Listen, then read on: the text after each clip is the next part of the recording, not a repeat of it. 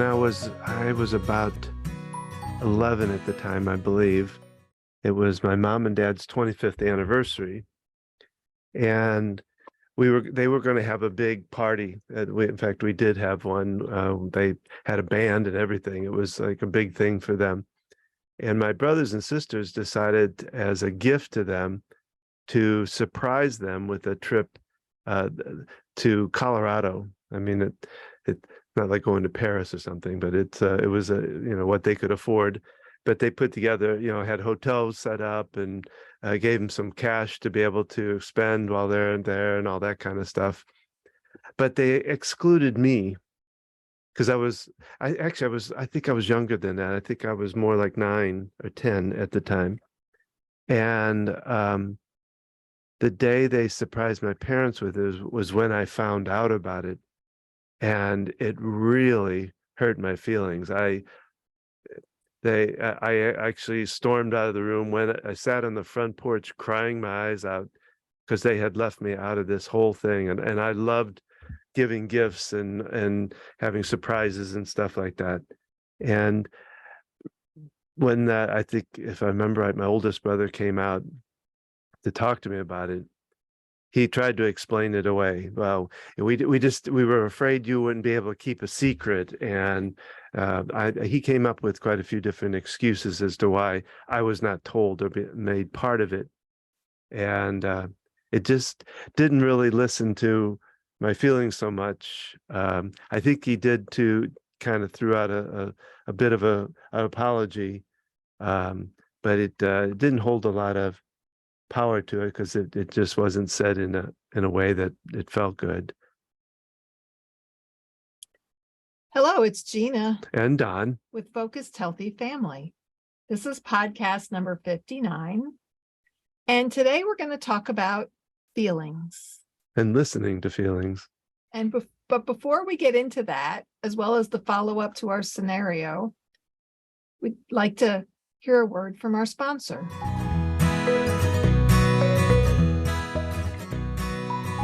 Our sponsor is Q Sciences.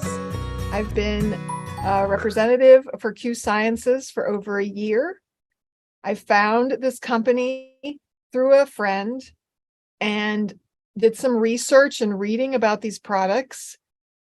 And I really liked what I found when I learned about them. The research and time that they've put into the quality of these products to be better absorbed into the body. Things like the vitamin D spray. Our youngest was on a capsule vitamin D, and yet vitamin D levels remained the same with follow-up checkups.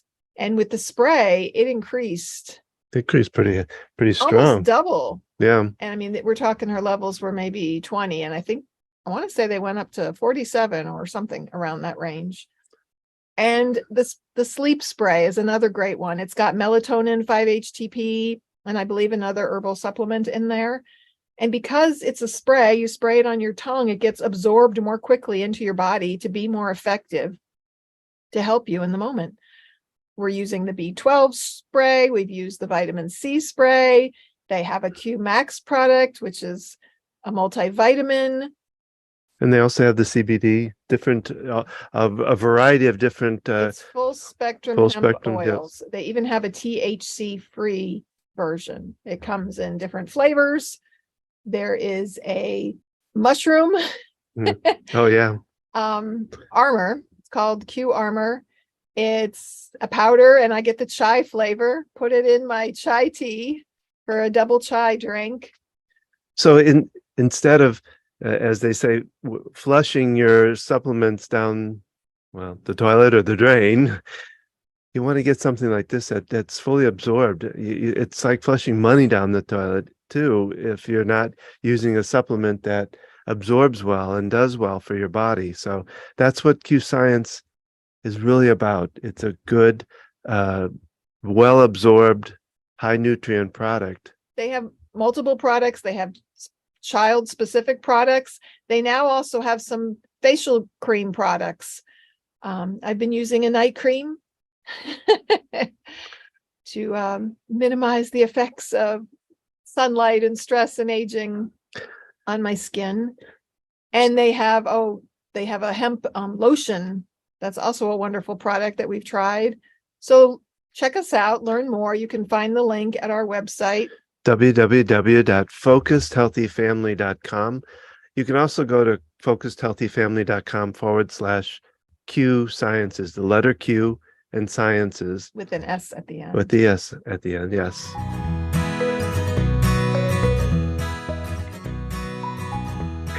And we are back. We're talking about feelings. Yes, like that. It was interesting too. That add to that little story I gave there.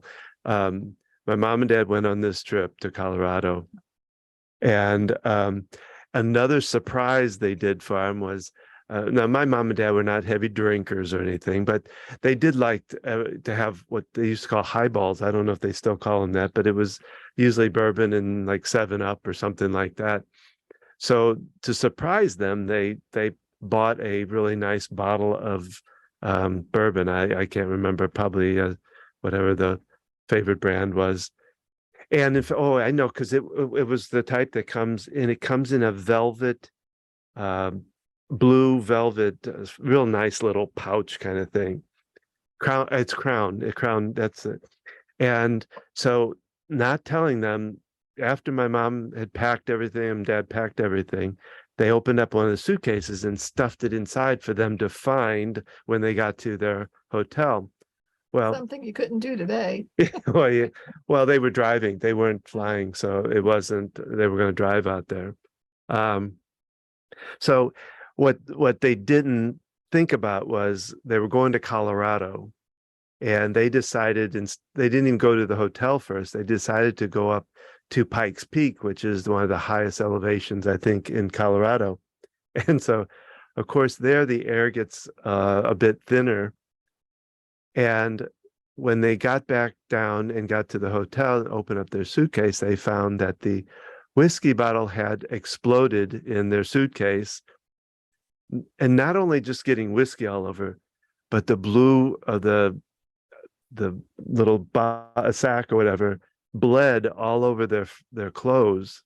So my mom tells the story. I mean, they laughed about it after a certain point when they got back, but they spent the first day at a laundromat doing and trying to wash out the stains from the whiskey. And so it was one of those stories that lived for a long time afterwards, and joked about and laughed about.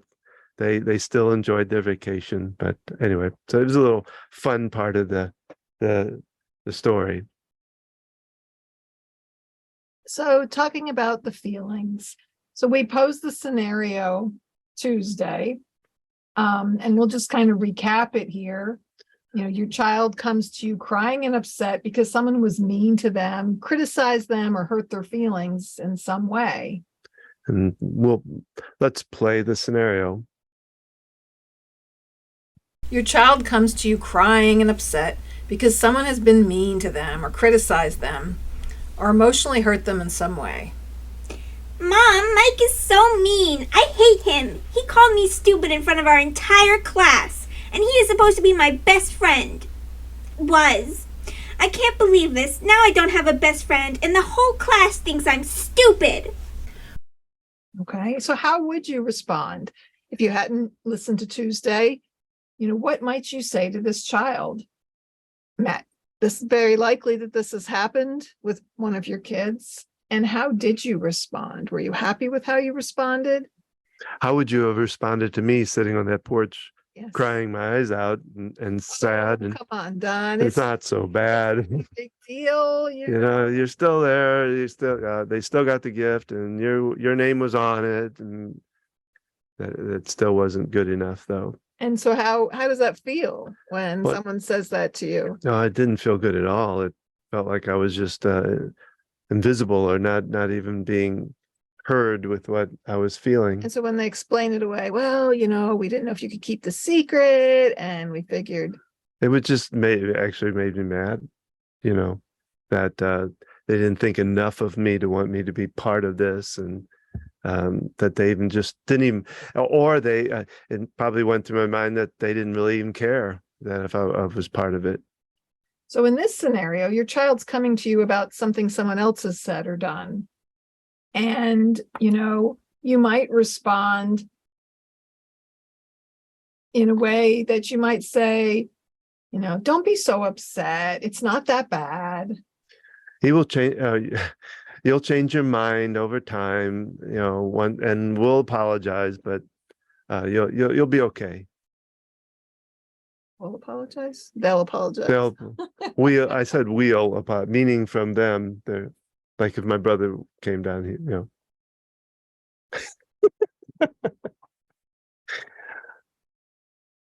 They'll apologize. We'll apologize. We'll all apologize. I guess I was trying to. I'll scream. You scream. We all scream. I scream. Scenario. You keep getting back to. You're still really upset. I'm still.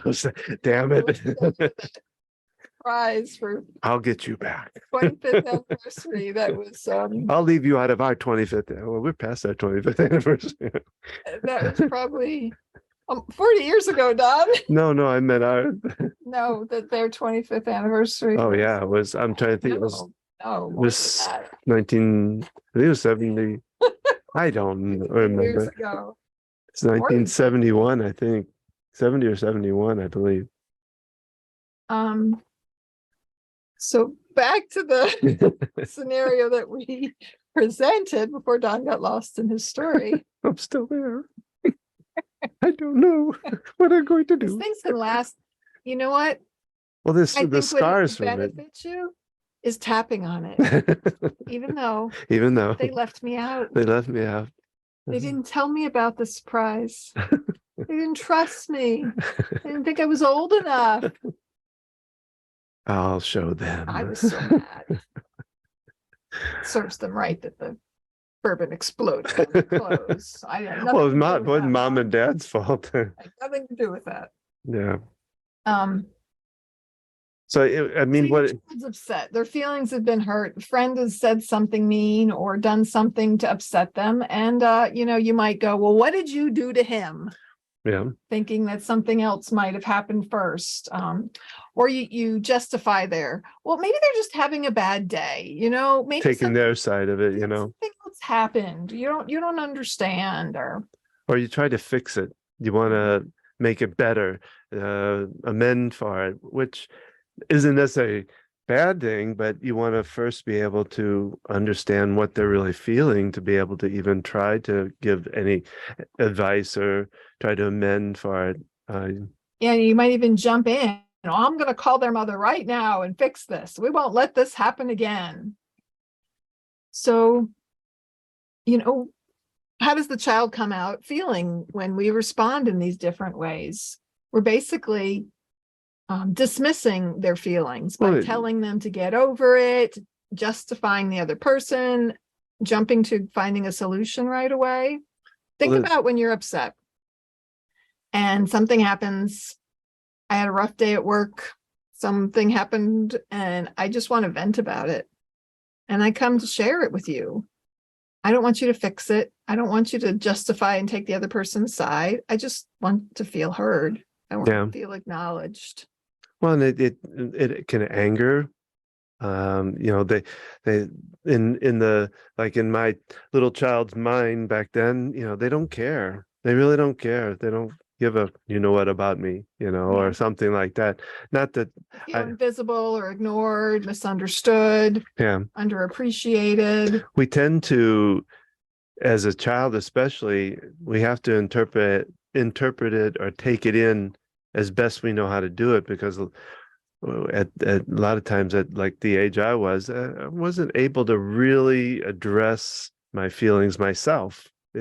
In fact, I one of the things I thought about in when we were doing this is we need to help teach kids different feeling words and thoughts to help them, because like I said, I just knew I was mad and I just knew I was upset, but I really didn't know the exact what was really going on for me. It took a while. And when your feelings get dismissed, then it's like saying, don't feel what you're feeling. It's not okay to feel what you're feeling.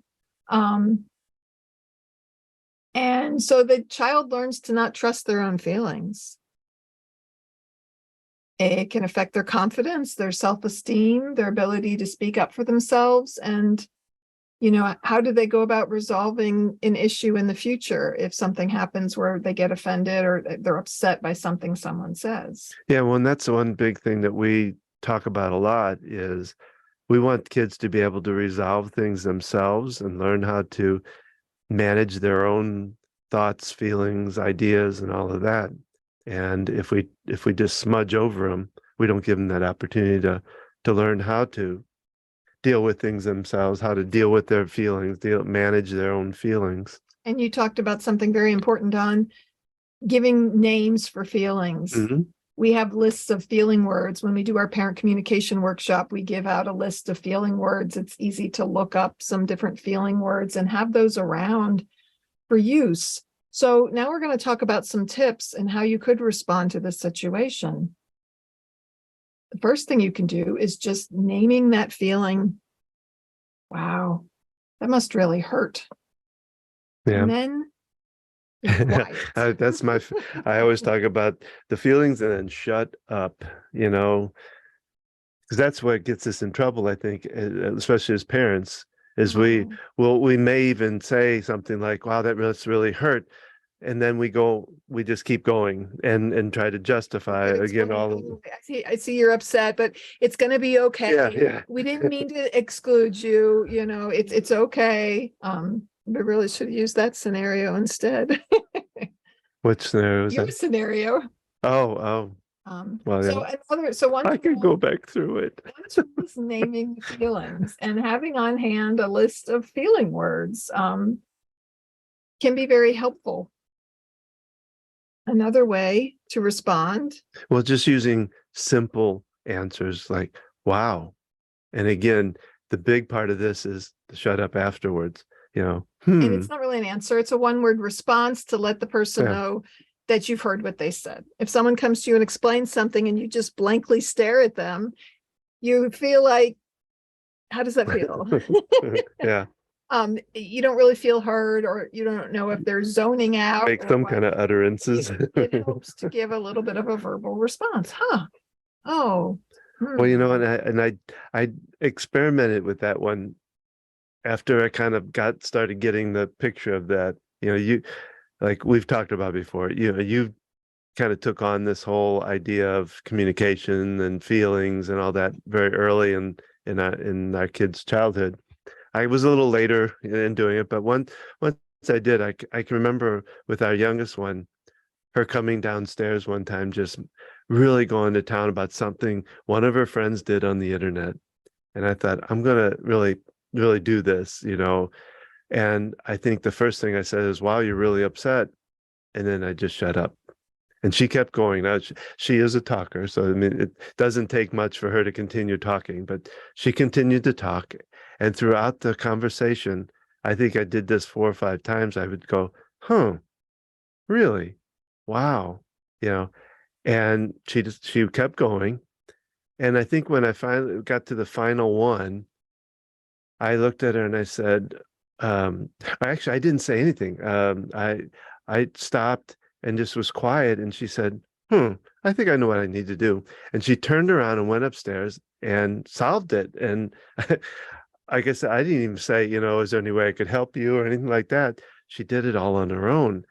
I was kind of awestruck by it. It was like, wow, that works. So when we do this, when we respond, the child feels heard. They're able to express confidence in their feelings. They're able to release the anxiety around what they're feeling. And then just like you described, then they can learn to resolve the situation themselves. They just want to feel heard. They don't need you to fix it or solve it. Or jump in with your own story. Well, when I was a kid, and I got over it. And you know what I learned from that? Trying to teach them a lesson in all of it. So when we do this, it's not only helpful for the child, but it's helpful for us as the parent as well. It's an opportunity to practice really listening and not fixing it. Well, then it goes to our what we say a lot when we do workshops, by the way, based on a lot of these things we're talking about. These come from the book. How to Talk So Kids Will Listen and Listen So Kids Will Talk by Adele Faber and Elaine Maslish. Yeah, and one of the things when we're like promoting the workshop, and we tell the people coming to it, would you rather have a 15-minute conversation or an hour-long argument or battle? And that's really what we're kind of talking about here, is how to get to that kind of place and make a difference in your communication, so that, and I've been in them, those kind of, where it just leads into hour and a half of just back and forth arguing because you didn't really listen well enough to what they were feeling, what was going on for them. They wanted to feel heard and they didn't. And so they kept continuing because they still had that. They were going to get need. it out there. They want to get They it. still had the need to feel heard. We talk about when children are expressing themselves, we don't like their actions or their words. There's an underlying need underneath it. And in this situation, they might just need to feel heard. And really, this skill is so important. Any conversation we're going to have with our children, especially when they're coming to us with something, is talking about and acknowledging that feeling first. And, especially with young children, giving them a name for it. Oh, yeah, I imagine you might be angry, and they might correct you. And that's great. If they say, no, I'm not angry, I'm whatever they're feeling. Well, because then they're defining it for themselves and actually learning to name the feeling. Because I've just actually this morning with one of the clients I was working with talked about, I think we kind of grow up believing that we can really only show one or two emotions, and and we consider that strength. Anger is one of them because it looks like strength, and well, I always say, and happiness might be the other one, but don't go too far with that one. And my idea is we need to be able to manage all of our emotions for real, true strength, and this is part of it. Realizing our feelings, and then being able to define them, whether they're anger or sadness or frustration or our happiness. Being able to define that as a child can be difficult, and so it's good for us to help teach them through giving them the words that can help them, and allowing them to learn each of their feelings. And along those lines, if you are angry or upset or whatever you're feeling, in order to move past it, you've got to get through it first. Mm-hmm. So you've got to be in that for a little bit. You know what? I'm just angry right now. I don't want you to talk to me. I really just want to be alone. I just want to listen to my music. Taking that time for yourself to allow yourself to feel that. And to do it in an appropriate way. Mm-hmm.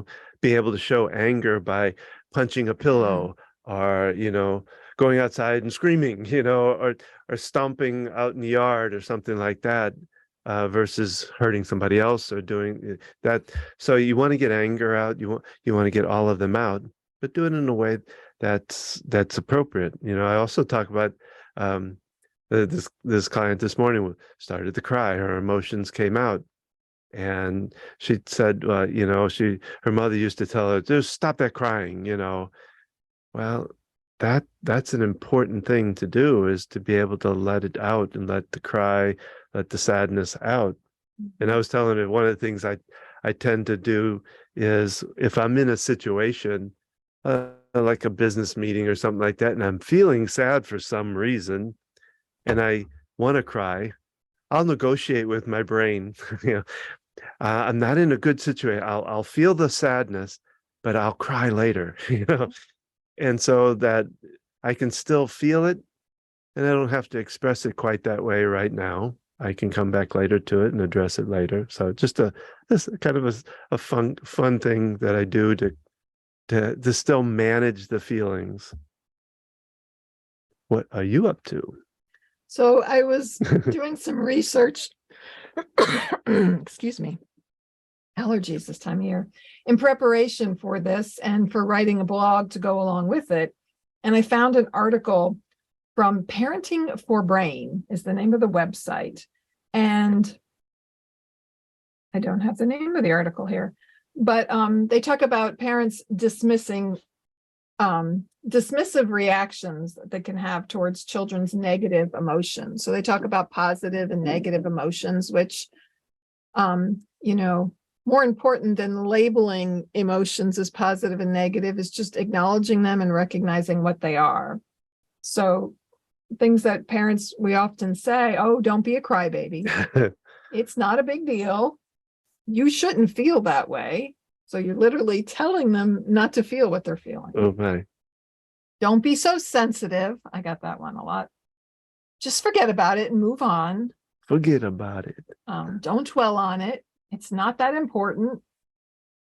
You know, oh, you think that's a problem? I've got big problems here. You don't know what problems are. I'll give you something to cry about. Yeah.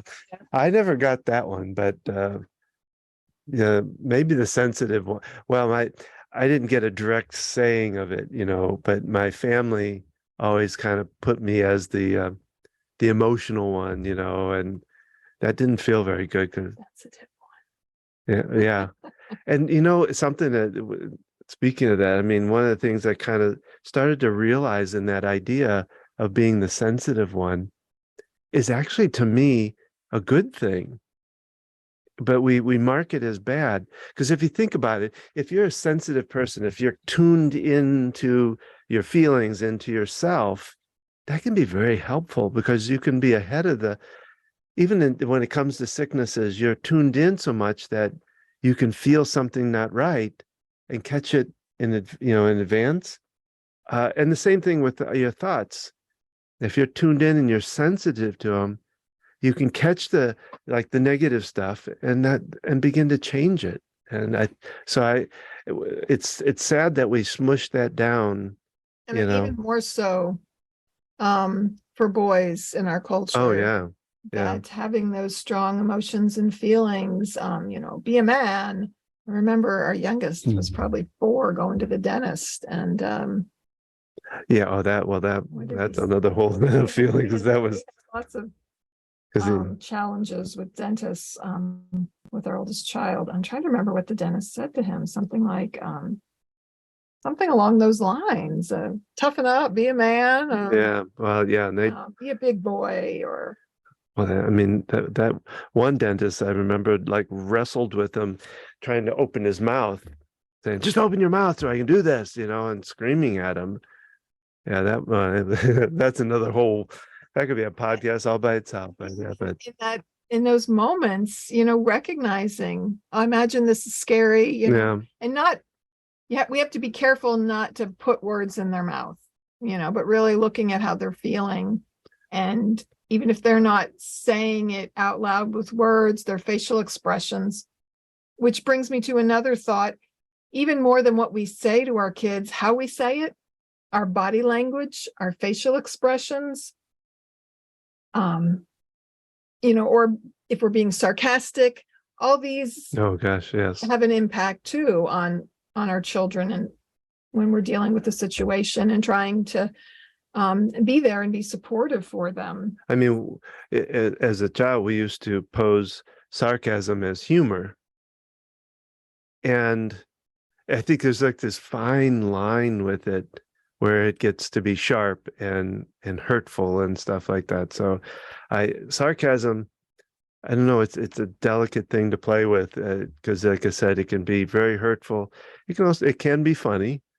But it's, I don't know. And if you grow up with it, it becomes sort of a norm. Oh yeah. And then I think the kids bought you a t-shirt that says sarcasm is another service I provide or something like that. Yeah. Yeah. No. And yet, you know, have to think about what we're saying with that comment, and is it really triggering or pointing a finger at the other person and calling them out on something that maybe they're really uncomfortable with. Yeah. And so we really need to be careful with kids when we make those comments. And so what happens when we realize we've just said something like that? You know, we can stop in the moment, or if we realize after the fact, we can go back and say, hey, you know, you came to me, you were upset about your friend, and I don't think I listened very well. Can we do a do-over? You know? I just want you to know I'm going to try better to listen when you're upset and just be here. And again, don't have to go on. You don't have to over explain yourself, make a parallel, describe your own story. You can keep it simple. Yeah. And just letting them know. And you can even say, if you come to me and want to tell me something and I forget, you can even remind me by saying, Mom, I just want you to listen. I just want you to hear my feelings. Well, and the, telling a similar story about yourself can have a place, but it really, you got to go through all the feelings and let them get it all out first. And at the end, you might say something like, well, there was a time when something like that happened to me. Would you want to hear it? But not until you've really let them vent. That, there's a time when that happened to me, and you can pause there. Yeah. And if they don't ask, you don't have to go into it. Yeah. Because maybe, it's not the right time or about you. Yeah. We all like to do that, even as adults, I'd be talking to somebody and there's a particular coworker and they've always got a story for my story. There's always. Well, that kind of leads into because we've been talking a lot about how this is effective on kids, but let's talk also about adults, because we've run into now with your dad in the hospital and not really some of the staffs of different hospitals not really listening to what's going on and trying to fix or trying to push off, you're not feeling sick, or you're not this, or you're not that, or with our elderly, and especially those with dementia. I see this in the nursing home. I get people that they're sick. Maybe they have cancer. They have multiple medical issues going on, and they're really struggling. And sometimes they're ready to die. And typically they're in their 80s or 90s. And the family members, no, you don't mean that. Don't say that. And it's like, they're coming to peace with something. That's about you, Yeah, not wanting them to be gone. And even, other areas, this hurts or whatever they're describing, they want to feel heard. Yeah. I spend a lot of time, I evaluate people at the nursing home on the weekends. And when you go into a nursing home on a Friday night or Saturday or Sunday, there's typically not the same amount of administrative staff around, people to introduce you to what's going on. And so you can feel kind of lost and alone. And I walk in there as a therapist to evaluate them. And sometimes they just have a story from the hospital that they just got to get out, or something that happened the night before there at the nursing home. And being that person who can just listen and acknowledge, wow, that's really upsetting. Yeah, sorry that happened to you. Or in hearing them, you're building a connection with them. Mm-hmm. So in any relationship, whether it's a temporary one, a work relationship, friend, a spouse, being able to really listen. Well, and just recently I did a talk about the talk, or having the talk with your aging parents, and meaning, like, for instance, having to take the keys away because someone isn't capable of driving any longer, or having to move to a facility or not live on their own. And what I talk about is the same idea. The first thing you want to do is really understand their feelings about it and what they're thinking about it. So it plays into this scenario too of an adult who is, like I say, an aging adult that you're going to there's going to be some changes in their life, and it's not going to be easy. And once you've kind of told them kind of what your thoughts on what's going on, then listen to them and listen to how they're feeling about it, and really get that out and understand, come from that way you can come from a place of more compassion to how you handle that talk, that whole scenario of taking away or changing their lives pretty drastically. Because in the talk, I first talk about, remember when you got those keys as a 16-year-old or whatever, and how fun it was and how it expanded your boundaries of life. of being able to go places, do things. Their social boundaries were expanded. Literally the key to independence is Yes. being able to drive. And then I talked about, now let's look at the other side of that.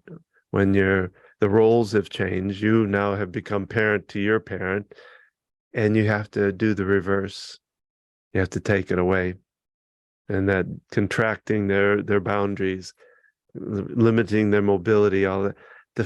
How they feel about that. Can you imagine that? How you felt when you were 16 and you got those keys, and how exciting it was, or how much fun it was. And now you're doing the opposite. Those feelings got to be pretty strong. I would, Yeah, we've dealt with this with my father. And the one time he was like, I've been driving for 70, however long he's been driving, 60, 65 60 years. something years, yeah. He's like, I'm a better driver than most of these people out there. And it just feels like he's being told that he's not good at something. And Well, I could tell that little story about how kind of the first time we noticed that we need to probably have that talk was, I believe it was when he and I were taking the moving van back to I think you told this story. South Carolina, and we're driving along, and it kind of came to a lull in the conversation. It was kind of quiet. We're going down this 2-lane highway, and every time a car would pass, he would do a 1 1 1 2 2 2 1 1 1. And I listened to this over and over for a while before I said anything. But I finally looked and I said, what are you doing? He said, well, my Parkinson's has really messed with my eyesight. And usually it's under control with medicine, but I missed my medicine the other day. And as the cars or vehicles are approaching, it's one car, and then it splits into two. And right before it goes by us, it goes back to one. So he was counting. He was having double vision. Yeah, having And, double. yeah, I don't think the medicine makes a difference with that. I'm trying to remember. Something had caused it to kind of He flare up. I think he was tired or whatever, Yeah, but having double vision, it's one of those common things that is not always talked about. I was just happy that I was driving. Yeah, because how safe is that to be on the road and not only be seeing things that aren't there, so your whole depth perception, your perception of space is all messed up when you're seeing double. So a little off the track, but it still led us to a point of understanding that things needed there was going to be some changes coming about in his life, and how do we deal with that? Whether you're dealing with your kids, your aging parents, or other loved ones, having all these difficult conversations, it's important to listen to feelings first. And one other thought on this, sometimes we label feelings as good or bad, but feelings, they can be positive or negative as far as how it affects our energy. And what's something we often say when we become a new parent? I just want my child to be happy. And what kind of expectation is that? If we say we just want our child to be happy, that implies we don't want them to ever be sad, mad, angry, upset, disappointed. So what kind of message is that giving the child? Well, you think about it, it would, in the child's mind, they'd be going, well, I better not be sad, or I better not be mad or sad, because mom tells me I have to be Mom happy. only loves me when I'm happy. Yeah. Yeah, or I'm a terrible child because I'm mad. The shoulds come out. I shouldn't be mad. I shouldn't. Or they try to hold it in, and then they wind up exploding because they've been holding in these feelings and these emotions. So this is a great topic. And if you'd like to learn more of these skills and really get the opportunity to practice, when we do our classes, we literally take scenarios and practice them and role play it with each other. And we have short little homework assignments that go along with it. But if you would like to be part of one of those classes, reach out to us, leave us a message. And maybe you're part of a mom's group or a group at church or anywhere in any setting, and you have a bunch of parents who are interested in participating in a class like this. Come to us, because we'd be happy to set up a private a group setup. We usually do them by Zoom. And so people can join in from wherever they are, and we could set up the class for your group of people. So please let us know if you're interested in that. Again, it's based on the book, How to Talk So Kids Will Listen, and Listen So Kids Will Talk. And we'll talk more feelings, and we'll be doing more of these scenarios, again, posing them about a week ahead of time. So we're going to go ahead and propose the next parent-child scenario for you, and we'll be discussing it next Thursday in our next podcast. We hope that you will make comment on this and let us know how you might respond, or how you may have responded to a similar situation in the past. So you want to leave a comment wherever you're listening, but also you can go to focusedhealthyfamilypodcast.com and leave comment on this podcast there. And so this week's scenario, we're just going to describe it. You're called by your child's school because the child was fighting at school. So when you pick your child up and you've been told that what happened, or maybe you're brought to the principal's office and then you go out to the car with your child, what do you say to them? And what might your child say to you? And how do you respond to that? And what kind of interaction do you anticipate would happen with the situation? And think about what bothers you most about the fact that maybe your child was fighting. And who do you think typically might speak first when you pick them up? Are you going to start in with them all right away, or might they be responding? So think about the scenario, or if something similar has occurred. Make some notes. Please send us comments and suggestions. And then join us next Thursday on a regular podcast where we'll play the scenario again, and then we will give some different possible responses to them. And remember, look at your spouse when you're recording the podcast so that you don't jump ahead. Yeah, this recording is for YouTube, and we're used to being able to cut and splice a lot easier when we were doing them as audio recordings. Well, and plus we decided to do this, put these new scenarios in, which we're trying to kind of our format a little bit, how we're going about things. So we want to invite you to give us a review wherever you're listening to this podcast. And this is the podcast for today. We hope you enjoyed it. We'd love to hear from you. Again, we've asked for comments on this. We'd love comments for the podcast itself too. If you like what you heard today, you can learn more about our parent coaching program, or join us on our next workshop, which we talked about.